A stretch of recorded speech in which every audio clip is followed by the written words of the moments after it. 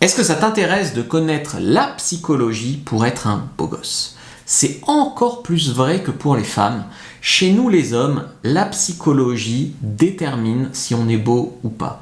T'as plein de mecs qui se croient beaux, qui sont pas beaux, et les femmes en fait en viennent à être aspirées dans cette réalité et à les trouver beaux. Notamment on dirait les vieux beaux. Ils ont été beaux à un moment de leur vie, ils le sont plus, mais comme ils se croient toujours beaux, ils plaisent encore aux femmes. Donc en fait, déjà parce que ce qui va attirer une femme, c'est beaucoup plus ton comportement, ton attitude.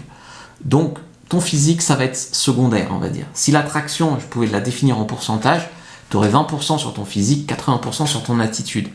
Donc là, tu vois que la psychologie prend toute sa place, en fait, pour être un mec canon. Donc, être canon, en fait, c'est avant tout, finalement, un état d'esprit. T'as plein de femmes, si tu les écoutes, je veux un mec grand, je veux un mec blond, je veux un mec machin. Mais ça ne marche que parce que tu les écoutes.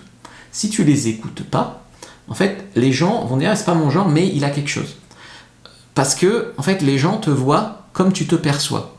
Donc, si tu crois en toi, en fait, il n'y a pas besoin d'être extravagant ou de se la péter ou quoi. Il faut juste croire en toi, dans le fait que tu peux séduire. Parce que ta réalité va agir, en fait, ta réalité interne sur ta réalité externe.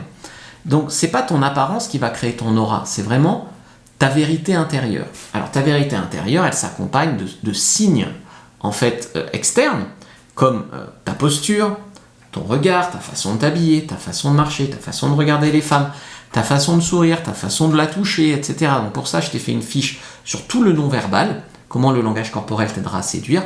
Prends la première inscription de la vidéo, lien en commentaire épinglé. Aussi, tu as des mecs qui vont penser que ce qui est leur défaut, en fait, c'est pas une signature. Moi, par exemple, bon, j'ai plusieurs complexes dans la vie, vous savez sans doute, je suis pas très grand. Bon, ça s'est passé avec le temps, et j'ai une dent cassée. Ouais, j'ai cassé une dent il y a quelques années. Ça a longtemps été mon complexe. Jusqu'à ce qu'une femme me dise, moi déjà elle me dise, j'aime tes crocs, parce que apparemment j'ai des crocs un peu de vampire, hein. Je sais pas pourquoi. Et elle m'a dit, j'adore ta dent cassée, c'est la plus belle. Elle dit qu'elle trouve ça sexy, viril, machin. Alors, nul doute que c'est pas le cas de toutes les femmes. Mais tu vois, nous, il y a des femmes, elles ont des petits seins, ou elles ont un gros nez, et on les trouve charmantes quand même. Eh bien, nous, les femmes, c'est pareil.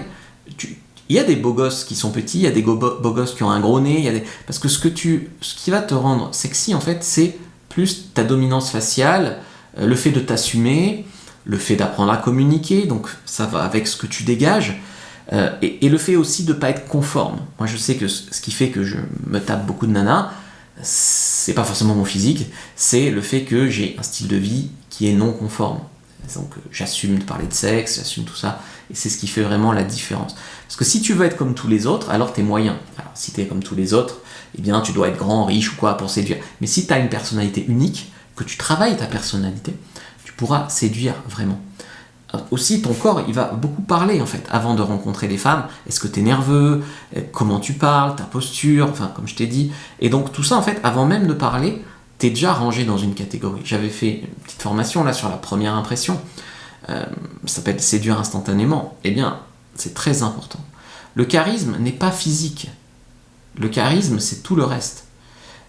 Il y a des neurones miroirs en fait, et les gens vont attraper ta réalité. Le cerveau humain va imiter inconsciemment l'état émotionnel des autres.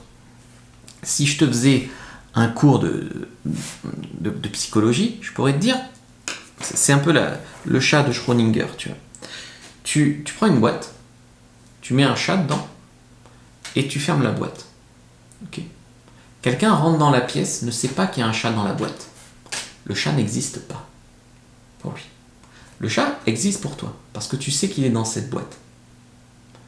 Okay. Donc, à la fois le chat existe et le chat n'existe pas. Bien sûr, le chat existe pour toi. Okay. De cette manière-là, la réalité est créatrice. La pensée est créatrice, pardon.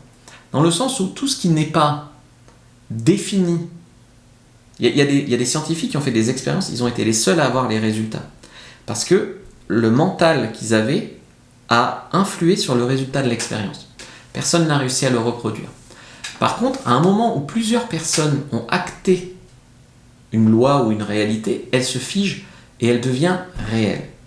Ainsi, il y a des choses dans ton présent, dans ton passé et potentiellement dans ton futur qui sont encore malléables par la pensée. Donc ce que tu penses est très très très important parce que c'est créateur ou destructeur. Donc il y a des choses où il n'y a que toi qui vas savoir.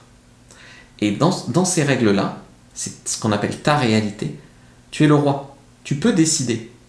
Tu peux décider d'apprendre la séduction, tu peux décider que tu es séduisant, tu peux décider des tas de trucs. Ça va venir influencer tes résultats extérieurs. Après, bien sûr, si tu crois que tu es moche, ou que tu es trop petit, ou trop pauvre, ou trop vieux pour séduire, ta réalité va se figer là-dessus, et tu vas trouver des signes extérieurs qui vont venir te confirmer en fait que tu n'es pas assez bien. Mais si tu décides que tu es assez bien, tu trouveras aussi des signes pour te confirmer ça. Donc à aucun moment il ne s'est agi d'être parfait, d'être un beau gosse à la James Bond. Il y a une partie de toi qui a décidé à un moment de ta vie que tu n'avais pas ta chance en fait. Mais tu peux aussi commencer à décider le contraire. Être un beau mec, c'est pas un chiffre, une taille, c'est pas un standard Hugo Boss, enfin voilà. C'est une posture vraiment intérieure. Donc prends ta fiche sur le langage corporel et va plus loin avec ça, parce que je t'ai donné beaucoup de valeur dans cette vidéo, beaucoup de secrets.